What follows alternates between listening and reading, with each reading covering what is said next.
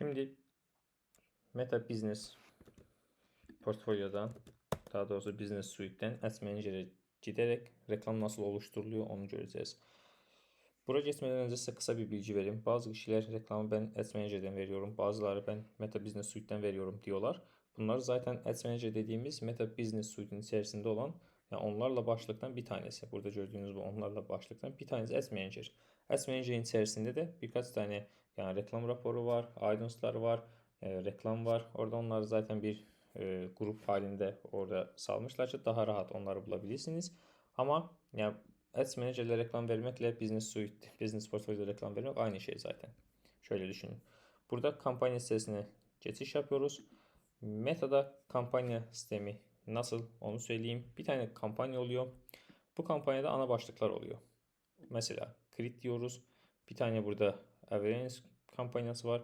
Sağ aşağıda mesela burada hangi kampanya üzerine geldiğinde burada yazılı çıkıyor. Bunlar da onun alt başlıkları. Mesela awareness kampanyalarında sağda gördüğünüz reach var. Yani unikal kişilere ulaşmak için kullanılan reklamlar.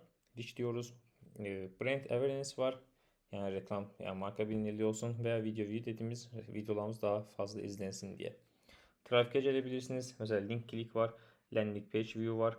Bunlar da alt başlıklar. Bir tane kampanya oluyor. Kampanyada ana başlık oluyor. Orada kampanyanın yani hangi növ, trafik mi, awareness mi, engagement mi olacağını seçiyoruz. Ondan sonra kampanyanın aşağısında ad set dediğimiz, yani reklam seti değilen bir tane reklam seti oluyor. Onun da aşağısında reklam setinde neler yapıyoruz? Reklam setinde de bu alt başlıkları seçebiliriz. Mesela trafik reklamı seçtik kampanyada. Ad sette ise Instagram sayfamıza gelmesini istiyoruz bu trafiğin. Veya ad sette bizim landing page'imize, web site'ımıza gitmesini istiyoruz. Böyle yani ad setleri alt başlıklar gibi düşünebilirsiniz. Ad setlerin altında da ad dediğimiz reklam oluyor. Reklam dediğimiz. Orada da içerikleri değiştiriyoruz. Yani poster isterseniz poster, görsel veya video herhangi bir şey de oraya ekliyorsunuz. Orada ad diyoruz. Mesela kampanya, onun içerisinde ad set, onun içerisinde ad olur. Şurada bir tane kampanya, yani seçtiğimizde bir tane kampanya oluşturuyoruz. Onun aşağısında içerisinde birkaç tane ad set oluşturabilirsiniz. Çünkü trafik seçtiniz, bir tane ad set oluşturup Instagram sayfasına verebilirsiniz. Bir tanesini oluşturup web sayfasına verebilirsiniz. Bir tanesini oluşturup herhangi bir landing page'e verebilirsiniz. Bu ad setlerin de içerisinde birkaç tane zaten ad oluşturabilirsiniz. Çünkü Instagram sayfanıza verdiğiniz trafikte de mesela 4-5 tane farklı görseller kullanıyorsunuz, farklı videolar kullanıyorsunuz. Onları da oraya ekleyebilirsiniz. Şimdi nasıl oluşturuluyor onu göstereyim. Mesela trafik seçtik. Continue diyoruz. Burada manuel kendimiz oluşturacağız diyoruz. Continue diyoruz. Burada atıldığında zaten solda görüyorsunuz. New campaign kendisi zaten isim veriyor. Onun aşağısında biraz içerisine giriyor burada. Asset oluyor. Onun da biraz içerisine girdiğinde add oluyor zaten. Burada bunu bir isimlendiriyoruz. Mesela ne diyelim buna? Trafik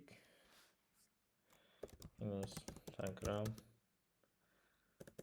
Genel trafik diyelim bunun ismine. Trafik 2026 mesela. Burada reklam, yani kampanyada neler seçebiliriz ona bakabilirsiniz. Burada zaten sizin yapacağınız ne? Mesela burada bizim bütçeyi kampanya levelde mi yoksa ad set levelde mi eklememiz gerek? Onları buradan ayarlayabilirsiniz ama sonradan değiştiremezsiniz. O yüzden bunu bir kez düşünün. Kampanya levelde seçerseniz kampanya seviyesinde bir bütçe planlama yaparsanız avantajı dezavantajı ne? Ad set seviyesinde yaparsanız avantajı dezavantajı ne? Onların nöbeti, yani bundan sonraki videolarda zaten strateji tarafında geçeceğiz onları. Buradan şimdilik ad set diyelim. Burada aşağısında bunu yani klik yapıp tıklayıp saklayabilirsiniz veya kaldırabilirsiniz. Bu ne peki? Mesela siz adset seviyesinde bir bütçe verdiniz. Orada 2 tane adsetiniz var. Daha doğrusu orada 2 tane adsetiniz var. Bir tanesi daha güzel kullanılıyor. Şöyle düşünün. O yüzden diğerinden yani daha kötü performans yapan adsetin bütçesinde 20% iyi performans yapana ekleyebilirsiniz. Burada onu diyorsunuz. Yani bunu kampanya yaparsanız ama o kalkıyor. Mesela ad set diyorsunuz. AB testlerini ayrıca zaten size göstereceğim. Aşağıda da spesifik, eğer bank veya diğer sektörlerde yapıyorsanız Meta diyor ki onu bize önceden bildir. Bildirmiyoruz. Direkt geçiyoruz. Next diyoruz. Şimdi ad set geliyor. Yani reklam seti dediğimiz. Buna da isim veriyoruz. İsimlendirme yaptığınızda öyle bir isimlendirme yapmanız gerek ki yani sonradan bunu karıştırmayasınız. Kampanya ismini götürüp mesela buraya verebilirsiniz. Alt başlık ne olacaksa trafik 2026 Instagram. Bir tanesi de website olur. Bir tanesi başka şey olur. Burada mesela Instagram or Facebook seçersiniz. Alt başlık olarak. Ondan sonra hangi sayfalar onu seçebilirsiniz. Bende 2 tane sayfa var diye birini kaldırdım. Mesela biri kaldı. Ondan sonra ne zaman yani burada başlayıp ne zaman biteceğini seçebilirsiniz. Veya burada bütçe planlama yapabilirsiniz. Bütçeyi de daily budget dediğimiz günlük veya lifetime budget dediğimiz yani bu reklam süresi boyunca ekleyebilirsiniz. Günlük dediğimiz bir günde $20 ekle diyoruz. Ama lifetime dediğimiz mesela lifetime diyoruz. Burada da reklamımız April'in mesela burada reklamımız Nisan'ın 17'sinden mesela bir ay sonraya kadar diyebiliriz veya custom deyip Nisan 20'sine kadar diyebiliriz. Mesela burada Nisan 20 olur. Yani bu 3 gün içerisinde bir dakika. Bu 3 gün içerisinde toplam mesela $20 harca diyebilirsiniz. Lifetime budget da bu. Aşağıda başkan siz location seçebilirsiniz. Mesela edit yapıyorsunuz. Burada ister Türkiye'ni ister herhangi bir ilini veya ilçesini seçebilirsiniz. Mesela İstanbul diyelim. İstanbul yaptığınızda zaten burada İstanbul'un 25 kilometre radyusta yani bir çevresini de alıyor. Ama burada şöyle bir şey İstanbul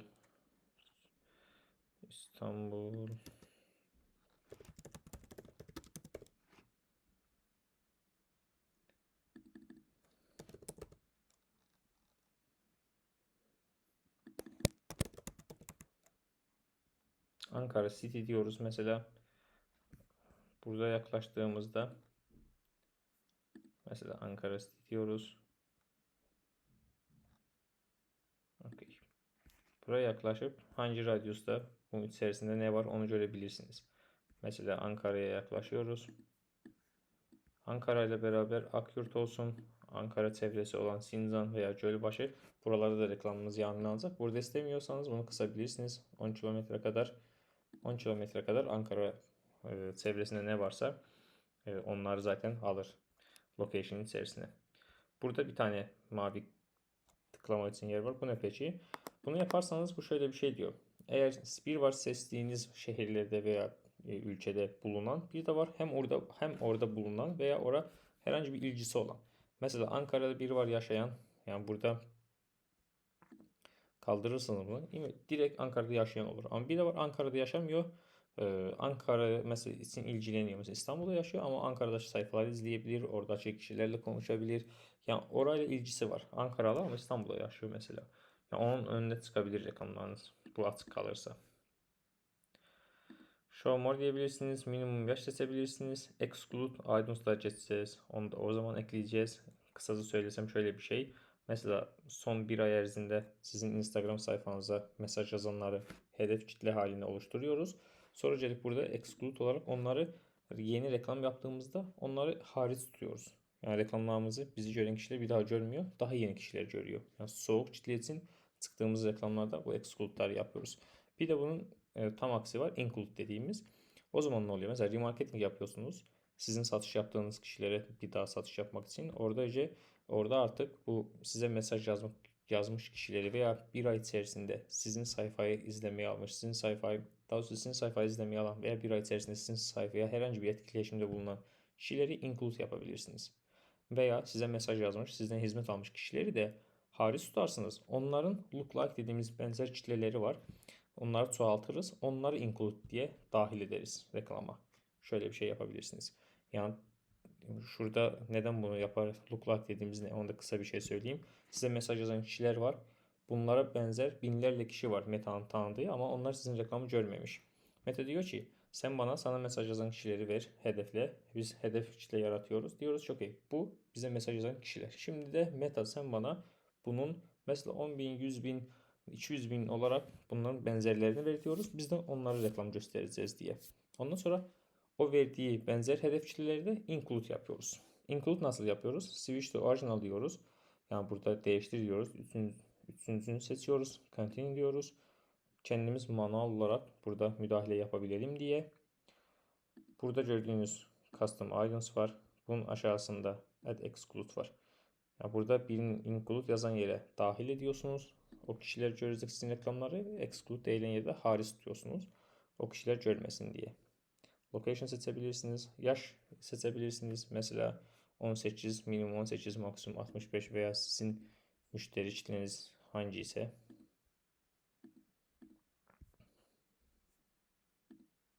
onu seçebilirsiniz.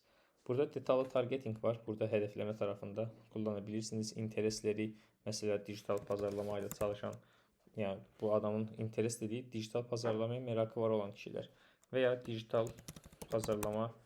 Burada job title olabilir, behavior davranışlar olabilir.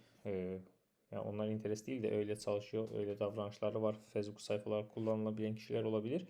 Onları da hedefleyebilirsiniz. Mesela pazarlama,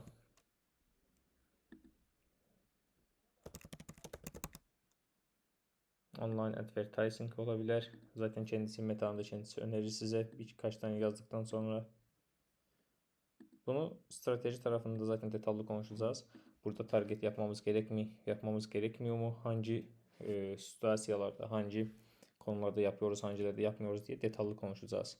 Aşağıda dil konusu var. Hangi dil, yani bu Facebook hangi dilde kullanan kişileri hedeflemek için burada tüm o bölgede bulunan kişilere reklam göstermek istiyorsanız tüm dilleri yani seçiyorsunuz veya direkt yani Türkçe veya İngilizce, Türkçe olsun, English olsun.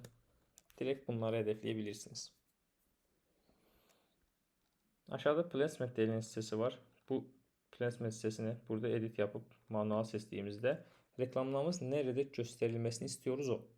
Mesela biz reklamlarımızı trafiği Facebook yok Instagram sayfasına verdik ya, ama reklamları Facebook'ta da gösterebiliriz. Yani adam Facebook'ta bizim reklamları görür ama Instagram sayfamıza gelir. Onu isterseniz burada kalır, istemezseniz kaldırabilirsiniz. Mesela Instagram'ı kaldırdık veya Instagram ekledik. Hem Instagram'da reklamımız görsensin hem de Facebook'ta mesela reklamımız görsensin diye. Mesela burada Instagram ekleyebilirsiniz. Facebook'u kaldırırız. Placement olarak da geliriz. Manuel deriz. Şimdi de Facebook'ta yayınlanmasını istemeyiz. Kaldırırız veya isteriz. Ekleriz. Next dediğimizde burada next, burada zaten direkt aşağısında da direkt şey yapabilirsiniz. Mesela Facebook'ta Instagram'da gösterilsin de neresinde? Yani feed'de mi, story'de mi, diğer ileride mi? Hepsini tek tek seçip veya kaldırabilirsiniz. Next dediğimizde artık burada reklama yani ad tarafa geliriz. Yine ad set'in ismini alırız. Burada reklamın ismini veririz. Bunun gerisine yazarız. Mesela görsel 1, görsel 2, video 1, video 2 yazarsınız. Burada create, add veya use exciting post var. Yani var olan bir paylaşım veya sıfırdan kendiniz yaratın demek. Create add ne? Mesela create add sizin Instagram sayfanızda paylaşılmamış. Direkt burayı yüklüyorsunuz. Mesela setup creative diyebilirsiniz. Image, video veya fotoğraf yükleyebilirsiniz. Buradan upload dersiniz. Herhangi bir bilgisayarınızdan seçersiniz. Fotoğraf veya herhangi bir şey olur. Ondan sonra o yüklenir. Onu seçersiniz. Onun açıklamasını oluşturursunuz. Buna dark post gibi de deriz. Yani ki Instagram sayfanızda yok da burada açıklamasını yazabilirsiniz. Mesela next dersiniz. Done dersiniz. Burada gelir görseniz zaten. Sağ aşağıda yaptığınız tüm değişiklikler görseniz. Bunu neden kullanıyoruz? Mesela ben bir posterin farklı türlerini kullanıyorum veya sayfamda paylaşılmasını istemediğim bir paylaşımlar var. Onu dark post olarak burada create ad yaparız. Ondan sonra reklama çıkarız. Hedefleriz. Soğuk kitle görür mesela. Sayfamızda hiç paylaşılmaz. Veya tam tersi de yapabilirsiniz. Use exciting post dersiniz. O sayfada Instagram sayfasının hamısı paylaşım olmuşsa onu seçebilirsiniz. Mesela select post Instagram'dan götürüyoruz. En son mesela şunu seçip continue deyip paylaşabiliriz. Aşağıda da diğer advanced ayarlamalar var. Onlara şimdilik gerek yok. Bunu yaptığınızda sağda zaten fotoğraf çıkar. Publish yaparsınız. Reklamlarınız yayınlanmış olur.